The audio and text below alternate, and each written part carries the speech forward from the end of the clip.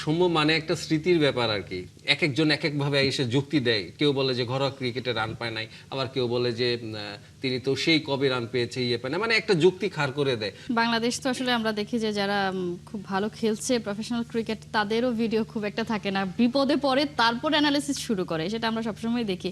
Wicket নিয়ে একটা কথা হচ্ছে যে প্লাসের উইকেট হতে পারে, সেক্ষেত্রে তো বোলার আসলে কম সুবিধা পাবে। আমরা এই মুহূর্তে বলছি আমাদের বোলাররা বেশ ফর্মে আছে, সেই ফর্মটাকে নিশ্চয়ই তারা এই সিরিজে টেনে নেওয়ার চেষ্টা করবে।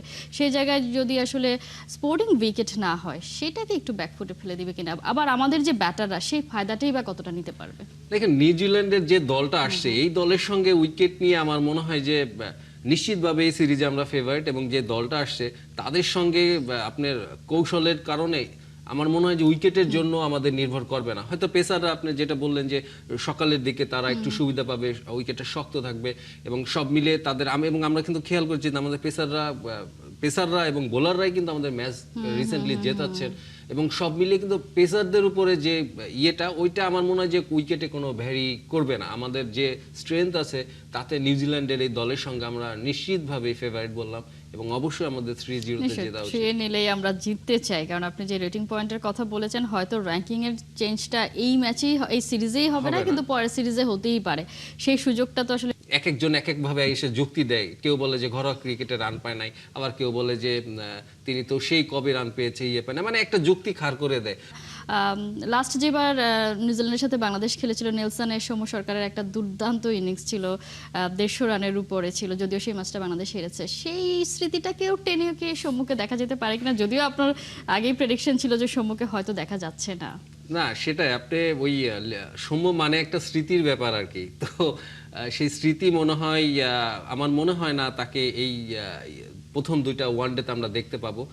যেটা হয় আর কি, কেউ খারাপ করলে হয়তো বা তাকে থার্ড ওয়ানডেতে দেখা যেতে পারে, এবং নিশ্চিতভাবেই ওইটা যদি খারাপ করে পরে আবার বলা হবে যে সৌম্য তো অনেক সুযোগ পেয়েছে, রান পায় না। এবং তার দুঃখ এই নিউজিল্যান্ডের সঙ্গে 3 বছর আগে কিন্তু তিনি ওই সিরিজটাতে ছিলেন, এবং একটি ম্যাচে 0 করার পরে কিন্তু তাকে আর সুযোগ দেওয়া হয়নি।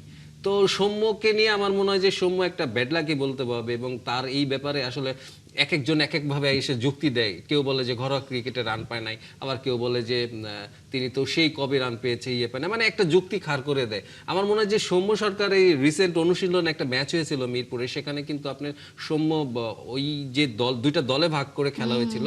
তো আমরা দেখেছি যে প্রথম যে দলটা ব্যাটিং করেছে সেই দলে কিন্তু মোটামুটি যারা খেলবেন প্লেইং 11-এ তাদেরকে রাখা হয়েছে, সেখানে সৌম্য ছিল না, সৌম্য পরের ইয়েতে ছিল এবং সে 50 করেছিল। এবং আমাদের সাইফ কিন্তু আপনার ওই ম্যাচটাতে কিন্তু আপনার 150 মতন রান করেছে। তো সব মিলে আমার মনে হয় যে তারা একটা, আমি শুনেছি যে টিম ম্যানেজমেন্ট ওপেনিং পেয়ারটা একদম সেটেলই করে ফেলেছে, যেখানে তানজিদ তামিম এবং সাইফ খেলবেন, এবং এটা নিয়েই তারা এগোতে চান বিশ্বকাপে। সৌম্যকে হয়তো বা যে ব্যাকআপ কোনো বিদেশি ট্যুরে বাউন্স উইকেটে হয়তো খেলানো হবে, একটি ম্যাচ খারাপ খেললে, দুটি ম্যাচ খারাপ খেললে আবার বাদ দেওয়া আর হবে। এরকম আসলে থাকে, আমরা তো দেখেছি যে বড় দলগুলোতে আসলে দেখে অভ্যস্ত যে কোনো প্লেয়ার হয়তো দিনের পর দিন বেঞ্চে বসে আছে, কিন্তু বিশেষ কোনো ম্যাচে তাকে নামিয়ে দেওয়া হয়, তিনি পারফর্ম করেন। কিন্তু আমাদের বেলা আবার উল্টো হয়, একটু সময় লাগে, সেই জায়গা থেকে আবার দীর্ঘদিন বসে থাকলে তার কনফিডেন্স লেভেলও নিচে নেমে যায়।